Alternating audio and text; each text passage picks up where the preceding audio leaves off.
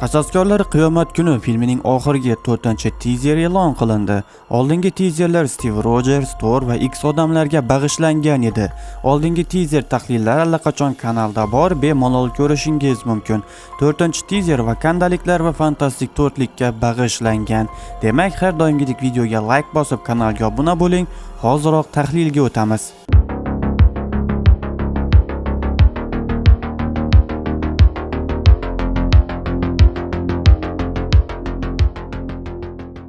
Teaser Shurining gapi bilan boshlanadi. Fonda ham epik, ham qayg'uli musiqani eshitamiz. Bu sahnada biz Shurini orqa tomondan ko'ramiz. Agar e'tibor bersak, Shurining kostyumida akvamarin izlari bor. Bu Shuri va Namor tuzgan sulh va do'stlikning belgisi bo'lishi mumkin. Biz bu yerda vakandaliklar, talokanliklar qandaydir cho'lga kelishganini ko'ramiz. Agar kimdir eslasa, o'tgan yili qasoskorlar aktyorlari Bahranga borishgan edi. U yerda qo'shimcha suratga olish ishlari bo'lib o'tgan. U yerda aynan shu sahnalar suratga olingan bo'lishi mumkin. Ammo bu Vakanda osmon o'par binolari emas. Shuri bu yerda men uchun qadrli bo'lgan barcha odamlarni yo'qotdim deydi. Uning otasi birinchi qasoskor fuqarolar urushi paytida o'lgan. T'Challa Vakanda voqea filmi boshida o'lgan. Onasi esa Namor Vakandaga hujum qilgan paytda o'lgan, lekin uning jiyani T'Challa ikkinchi bor-ku. T'Challa hozirda Shurining tirik qolgan yagona qarindoshi. Men hammani yo'qotdim degani menimcha T'Challaga ham taalluqli. Qanday? Agar e'tibor bersak, Doktor Doom asosan bolalarga qiziqish bildiryapti. Franklin Richards Steve Rogersning chaqalog'i, Thorning qizi va navbat kichik T'Challaga shunday nazariya bor. Doom barcha bolalarni o'g'irlab o'z otalariga qarshi qo'yadi.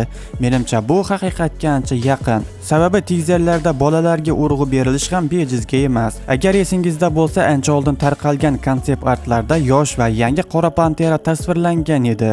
Bu mana shu yosh T'Challa bo'lishi mumkin va u o'g'irlab ketilgach, Doomning janglar olamida ulg'aygan bo'lishi mumkin. Keyingi sahnada Namorning leytenanti Neorani ko'ramiz. Talokanliklar ham aslida qandaydir shaharga kelganini ko'rish mumkin. Keyin esa Namorni ko'ramiz. Unda niqob yo'q, sababi u yer yuzasida niqobsiz ham yura oladi. Soqollari biroz o'sgan, u nayza va yoqali kiyimda. Bo'sha komikslardagi yoqali kostyum bo'lishi kerak. Shuri qirolning o'z vazifalari bor. Xalqimizni oxiratga tayyorlash degan gapni aytadi. Qirol deganda u bu yerda M'Bakoni nazarda tutyapti. U oxirgi bor qirollik vazifasini o'z zimmasiga olgan, lekin qizig'i nega qirol Vakanda xalqini oxiratga tayyorlashi kerak? Bu xuddi o'tgan treylerlardagi Charles Xavierning so'zlariga o'xshab ketadi. Biz M'Bako, Shuri, Dora Milaje bilan cho'lga kelganini ko'rdik. M'Bakoning kostyumida ham Talokan akvamarin izlari borligini ko'rish mumkin. Demak, bu davrga kelib Vakanda va Talokan munosabatlari mustahkamlangan. M'Bako Vakanda qiroli deb o'zini tanishtiradi va Benning qo'lini siqib qo'yadi. Ben Grimm qo'l siqish vaqti keldi. U esa Ben, Brum va Grant oralig'idagi Yansi ko'chasidan deb javob beradi. Shunday qilib, momaqaldiroqlar titllaridan keyingi sahnada ko'rsatilgan fantastik to'rtlik New Yorkga emas, Vakandaga boradi. Qora Panteraning o'zi ham ilk bor 1966-yil iyulda fantastik to'rtlikning 52-raqamli sonida debyut qilgan. Ben o'zini Ben Grimm deb tanishtirish ham biroz kulgili. U M'Bakoga o'z mahallasini aytadi. U aytayotgan Yansi ko'chasini filmda ko'rganmiz. Lekin bir qiziq savol tug'iladi. Nega fantastik to'rtlik aynan Vakandaga keldi? Ya'ni ular Vakanda haqida qayerdan bilishadi? To'g'ri, hozir Vakanda dunyoga ochiq, lekin u yerga kirish hali ham juda qiyin. Yoki 828 olamida ham Vakanda mavjudmi? Menimcha o'sha ko'plab davlatlar orasida Vakanda ham bo'lgan va fantastik to'rtlik Vakanda rivojlangan mamlakat ekanligini bilgan. Endi esa 616 olamida ular Shuridan yordam so'rab kelishgan. Ben Grimmning ko'rinishida biroz o'zgarish bor. So'nggi marta u soqolli edi. Keyin Shuri kimgadir bosh irg'ab Vakanda boqiy ishorasini qiladi. M'Bako o'girilib kemaga chiqib ketadi va vakandaliklar va fantastik to'rtlik qasoskorlar qiyomat kunida qaytadi degan yozuv chiqadi. Yana odatdagidek teskari sanoq ishga tushadi.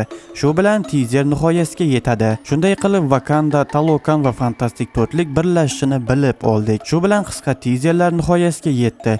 Endi fevralda Super Bowlda katta treyler chiqishi kutilmoqda. Undan tashqari Marvel o'zining YouTube kanalida 11 oylik teskari sanoqni ishga tushirdi. Xuddi tizerlar oxiridagi kabi. Ya'ni bu efir toki film chiqqungacha efirga uzatiladi. 12 oy davomida u filmgacha o'chmaydi. Xullas, tizerdan aniqlangan detallar shulardan iborat edi. Tizer haqidagi fikrlaringizni kommentariyaga yozib qoldiring. Videoga like bosib, kanalga obuna bo'lishni unutmang. Keyingi videolarda uchrashguncha